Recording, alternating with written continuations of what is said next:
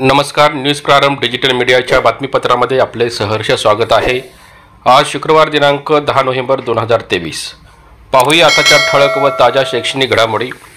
यातली पहिली घडामोड आहे 17 लाख सरकारी कर्मचारी शिक्षक 14 डिसेंबर पासून जाणार बेमुदत संपावर, ऐन हिवाळीत अधिवेशनात संप। जुन्या पेन्शन योजनेसाठी निवृत्त सचिव सुबोध कुमार यांच्या अध्यक्षतेखाली नियुक्त केलेल्या समितीचा अहवाल 6 महिने उलटून गेले तरी शासनाला सादर झालेला नाही। इतर 17 मागण्यांबाबत सरकारने एकही बैठक आयोजित केलेली नाही। सरकारने केलेल्या या फसवणुकीच्या निषेधार्थ 17 लाख शासकीय कर्मचारी व शिक्षकांनी 14 डिसेंबर पासून बेमुदत संपावर जाण्याचा निर्णय घेतला आहे। जुन्या पेन्शन योजना लागू करण्यासोबतच सरकारी कर्मचाऱ्यांच्या प्रलंबित विविध मागण्यांकडे सरकारचे लक्ष वेधण्यासाठी सरकारी, निमसरकारी, जिल्हा परिषद, शिक्षक व शिक्षकेतर कर्मचारी समन्वय समितीच्या नेतृत्वाखाली राज्याच्या विविध जिल्ह्यांमध्ये जिल्हाधिकारी कार्यालयावरती मोर्चे काढण्यात आले आहेत। मुंबईत आझाद मैदानावरती सरकारी कर्मचारी व त्यांच्या कुटुंबियांनी मोर्चा काढला होता। जुनी पेन्शन योजना लागू करण्याचा निर्णय घेतला नाही तर 14 डिसेंबर पासून राज्यातील 17 लाख कर्मचारी शिक्षक पुन्हा बेमुदत संपावर जातील असा इशारा समन्वय समितीचे राज्य निमंत्रक विश्वास काटकर यांनी दिला आहे। यावेळी मिलिंद सरदेशमुख, अविनाश दौंड यांच्यासह मुंबईतील विविध संघटनांचे कर्मचारी उपस्थित होते। यानंतरची दुसरी बातमी पाहूया। राज्यातील शिक्षक आता 1967 पूर्वीच्या मराठा कुणबी मराठा नोंदीच्या शोधात। राज्यातील शाळांमध्ये सहमाई परीक्षा संपून दिवाळीच्या सुट्टीचे वेध लागले असताना आता 1967 पूर्वीच्या मराठा कुणबी मराठा विद्यार्थ्यांचे दाखले नोंदी शोधण्याचे काम शिक्षकांना करावे लागत आहे। त्यामुळे शिक्षकांना आता शाळेतील जुनी कागदपत्रे नोंदी शोधून त्याचा शोध घ्यावा लागणार असून वेळेत काम पूर्ण न झाल्यास दिवाळीच्या सुट्टीतही शाळेत येऊन काम करावे लागण्याची शक्यता जास्त आहे। गेल्या काही महिन्यांपासून राज्यात मराठा आरक्षणाचा विषय तापला आहे। राज्य सरकारने कुणबी प्रमाणपत्र देण्यास सुरुवात केली आहे। तसेच मराठा समाजाला मराठा कुणबी जात प्रमाणपत्र देण्यासाठीची कार्यपद्धती निश्चित करण्यासाठी निवृत्त न्यायमूर्ती संदीप शिंदे यांच्या अध्यक्षतेखाली समिती नियुक्त करण्यात आली आहे।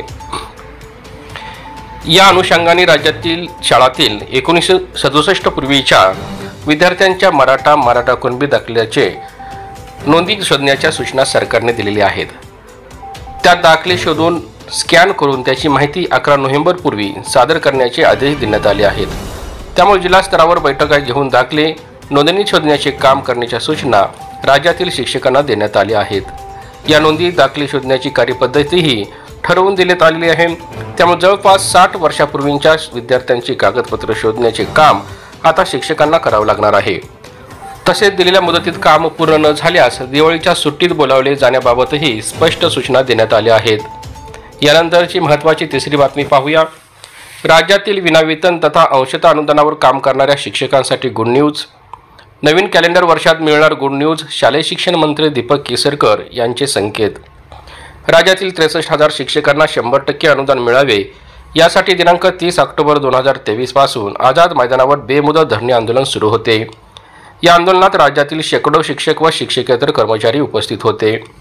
सलग 11 दिवस सुरू असलेल्या या आंदोलनात 11व्या दिवशी ॲडव्होकेट तुकाराम शिंदे यांच्या मध्यस्थीने राज्याचे संवेदनशील शिक्षण मंत्री दीपक केसरकर मुंबईतील आझाद मैदानावरती आले होते।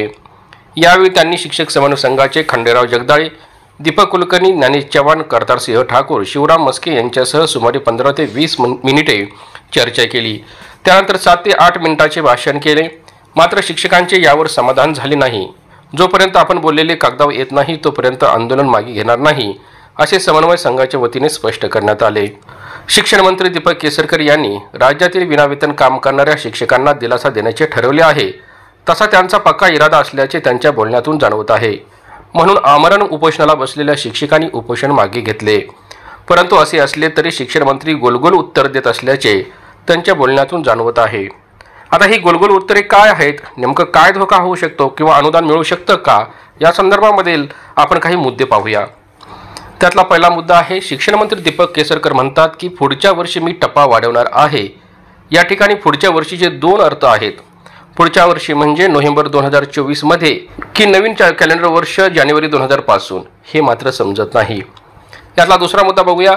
शालेय शिक्षण विभागामार्फत 9 नोव्हेंबर 2023 रोजी जे पत्र काढले आहे त्यात अक्षरशः शिक्षकाच्या तोंडाला पाणी पुसले आहेत। त्यात 60%च्या टप्प्यावरील शाळांना वाढीव टप्पा देण्याचा कुठेही उल्लेख नाही. अनेक शिक्षकांनी पत्र आले आले आपता प्रचलित नियमानुसार अनुदान मिळणार वगैरे वगैरे आत्मिक समाधान व्यक्त केले. तसेच शिक्षण मंत्री खाजगीत बोलले पण असतील, मात्र सरकार भावनेवर कधीच चालत नाही, त्यासाठी पुरावा लागतो हे लक्षात घ्यावे लागेल. त्याला तिसरा मुद्दा बघूया. काल काढलेल्या पत्रातून 6 फेब्रुवारी 2023 रोजीच्या शासन निर्णयाचा संदर्भ देण्यात आला आहे. याचा अर्थ स्पष्ट आहे की या निर्णयानुसार अनेक शाळांना अनुदान मिळालेले नाही. त्या शेवटच्या वर्गातील पटसंख्या, संच मान्यता, शालार्थ ID वगैरे वगैरे असे अनेक कारणे आहेत. त्यामुळे या शाळांना अनुदान भेटले नाही आणि याच शाळांना अनुदान देण्यासाठी हे पत्र काढलेले आहे. या शाळांना आता अल्टिमेटम 31 डिसेंबरचा दिलेला आहे. म्हणजेच पुढे या शाळा जर निकष पूर्ण करणार नसतील तर या शाळांना पुढील टप्पा मिळणार नाही हे स्पष्ट आहे. यातून ज्या शाळा पात्र होतील त्यांना अनुदान मिळणार, बाकी या शाळांची भविष्यात अवघड परिस्थिती आहे हे लक्षात घेतले पाहिजे. इथे एक गोष्ट लक्षात घ्यायला हवी ती म्हणजे शेवटच्या वर्गातील पटसंख्येची अट शिथिल झाली नाही तर डिसेंबरपर्यंत या शाळांना अनुदान कसे मिळेल. एकंदरच अवघड स्थिती आहे. तर या पत्रात शेवटी काय म्हटले आहे ते महत्त्वाचे आहे. पुढच्या वर्षी सप्टेंबर महिन्यात संच मान्यता पूर्ण करावी. ऑक्टोबर महिन्यापासून वेतन दिले जाईल. म्हणजे संच मान्यते अभावी या शिक्षकांना आणखी 1 वर्ष वाट पाहावी लागणार आहे. यानंतर चौथा मुद्दा आहे, शालार्थ ID विना जे शिक्षक आहेत त्यांना 26/9/2023च्या पत्रानुसार सवलत देण्यात आली आहे. अशा शाळा नवीन 20% अनुदानावरील शाळा आहेत. या शाळांचे दरवाजे अक्षरशः 31 डिसेंबर 2023 पासून बंद होणार आहेत. हे शिक्षण मंत्री दीपक केसरकर यांनी स्पष्ट बोलून दाखवले आहे. या शाळा 31 डिसेंबर 2023 नंतर स्वयं अर्थसहाय्यित म्हणून घोषित केल्या जाणार आहेत. जे शिक्षक अतिरिक्त ठरले आहेत त्यांना तर कोणतेही संरक्षण यात दिसून येत नाही. यानंतरचा 5वा मुद्दा पाहूया. एकंदरीत सर्व गोष्टीचा विचार करता सर्व निकष पूर्ण करत असलेल्या शाळांना 1 जानेवारी 2024 पासून पुढील वाढीव टप्पा मिळू शकतो. म्हणजेच 20%ला 40%, 40%ला 60% व 60% अनुदानित शाळांना 80%चा टप्पा मिळू शकतो. मात्र सरकार कायदेशीर कचाट्यात अडकलेले आहे. यदा कदाचित 31 डिसेंबरला मुख्यमंत्री एकनाथ शिंदे व त्यांच्या सहकार्यांना बेकायदेशीर ठरवले तर सरकार स्थिर राहील. मात्र शिंदे गटाचे आमदार मंत्रिमंडळातून बाहेर फेकले जातील आणि विनाअनुदानित तथा अंशतः अनुदानित शिक्षकांच्या अनुदानाच्या आशा संपूर्णपणे संपुष्टात येतील. पर्यायाने नंतर लोकसभेची आचारसंहिता लागेल व या डोंगरा इतके संकट कोसळेल. आशा करूया हे सरकार टिकेल व आपला प्रश्न मार्गी लागेल अशी सकारात्मकता आपण ठेवू आणि येणाऱ्या काळात म्हणजेच 1 जानेवारीपासून सर्व शाळांना सरसकट 100% अनुदान मिळेल या अपेक्षेसह सध्या इथेच थांबण्यापूर्वी तुम्ही जर आमच्या चॅनलला सबस्क्राईब केले नसेल तर आताच आमचे चॅनल लाईक व सबस्क्राईब करून घंटीचे बटन दाबा व शेअर करायला अजिबात विसरू नका. धन्यवाद.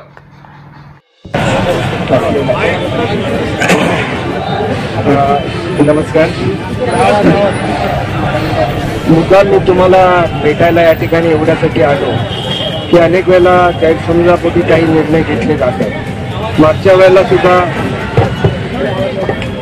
वेळेला सुद्धा आता ऐकूया त्यावा मागच्या वेळेला सुद्धा ज्या वेळेला आंदोलन झालं होतं त्यावेळेला मी सांगितलं होतं मागितल्यापेक्षा जास्त देईल म्हणून आणि तसंच दिलं. 200-300 कोटीची मागणी होती आणि तब्बल 1100 कोटी रुपये दिले.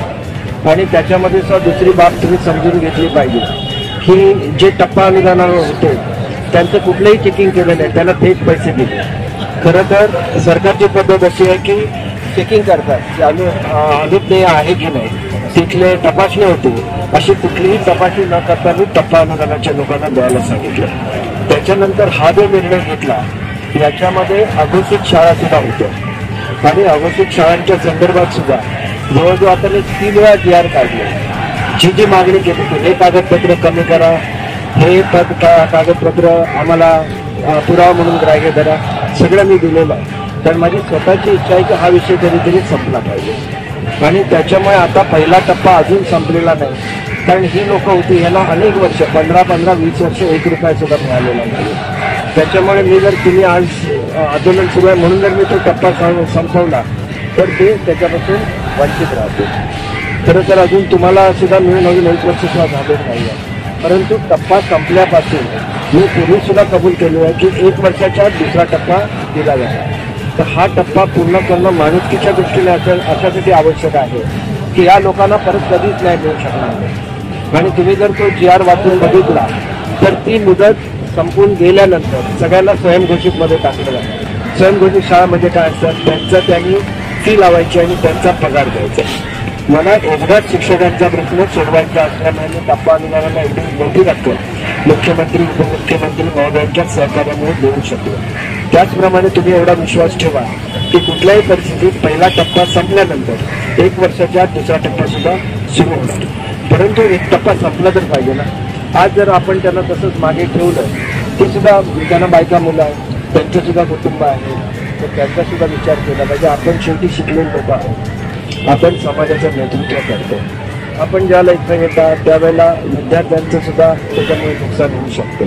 तर सगळ्याचा विचार करता मी आपल्याला आश्वासित करतो की पहिला टप्पा संपल्यानंतर 1 वर्षाच्या आत लगेच दुसरा टप्पा दिला जाईल. तसा आवश्यक असेल तर तसा मी शासन निर्णयाचा निर्णय. त्याला आपण कुठल्याही मनामध्ये शंका बाळगू नका. आपण चांगल्या तऱ्हेने दिवाळीचे दिवस आहेत म्हणून मी स्वतः आलो. आझाद मैदानावर कुठलाही मंत्री होती, परंतु तुमच्याबद्दल प्रेम आदर असल्यामुळे तुम्हाला आश्वासित करतो की हा टप्पा तुम्ही जर म्हटलं की 1 महिना मुदत द्या त्यांना, तर मी 1 महिना मुदत देईन. परंतु त्यांचे कागदपत्र संपूर्ण झाले पाहिजे. त्यांच्या आयुष्यामध्ये त्यांना ही शेवटची संधी. आता जर ते लोक टप्प्यावर आले नाही तर त्यांना आयुष्यात कधीच मिळणार नाही. त्यांना स्वयंघोषितमध्ये जायला लागेल. तर मी त्यांच्याशी चर्चा करतो. महिना किंवा 1.5 महिना जास्तीत जास्त मी त्यांना त्यांच्यामध्ये हा विषय मिटवून टाकून आणि त्याच्यानंतर तुमचा टप्पा पूर्ण होईल पहिला. तुम्ही समजून घेतलं पाहिजे. शेवटी हे शासकीय नियम आहेत, त्याप्रमाणे आपल्याला चालायला लागतं. त्याला कुठलीही शंका मनामध्ये बाळगू नका. हा टप्पा लवकरात लवकर पूर्ण करून घेतला जाईल आणि त्याच्यानंतर 1 वर्षाच्या आत तुम्हाला दुसरा टप्पा दिला जाईल. आतापर्यंत बघा 10-10 वर्षात मिळाला. पहिल्याचा दुसरा टप्पा व्हायला 7-7 वर्ष लागली. आम्ही असं करत राहिलो नाही. व्यवस्थित सगळ्यांचं परीक्षण केलं, किती लोक अदोषित आहेत त्याची शोधून काढलं आणि सगळ्यांना न्याय दिला. तर हा न्याय सगळ्यांना मिळाला पाहिजे. शेवटी आपण सगळे शिक्षक म्हणून एकत्र जातो. तुम्हाला अघोषित शाळा वेगळी, टप्प्यावरच्या शाळा वेगळी असं म्हणून चालणार नाही. आपल्याला सगळ्यांना न्याय द्यायला लागेल. न्याय दिलेला 1100 कोटी रुपयाचा GR निघालेला आहे.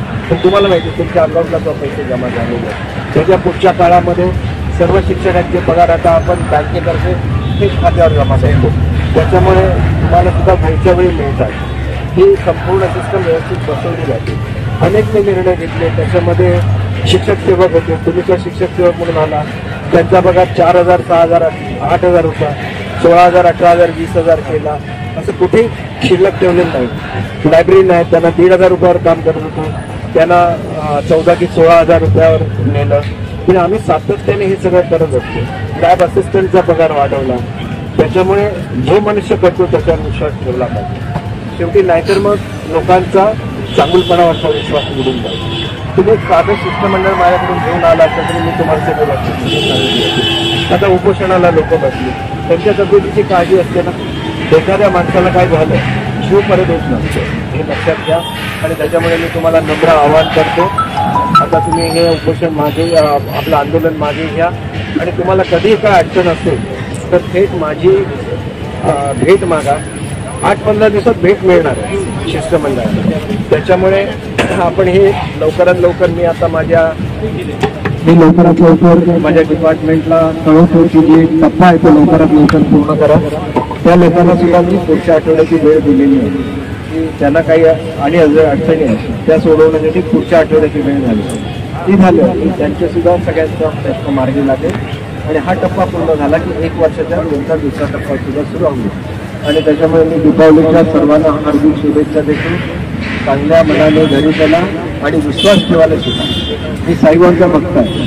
श्रद्धा आणि सबुरी थोडेसे पेशन्स ठेवायला लागतात आणि श्रद्धा कुठेतरी ठेवायला लागतात आणि त्याचं नेहमी चांगलं फळ मिळतं. आणि त्याच्यामुळे तुमच्या आयुष्यामध्ये सुद्धा चांगलं आयुष्य आरोग्य लाभो.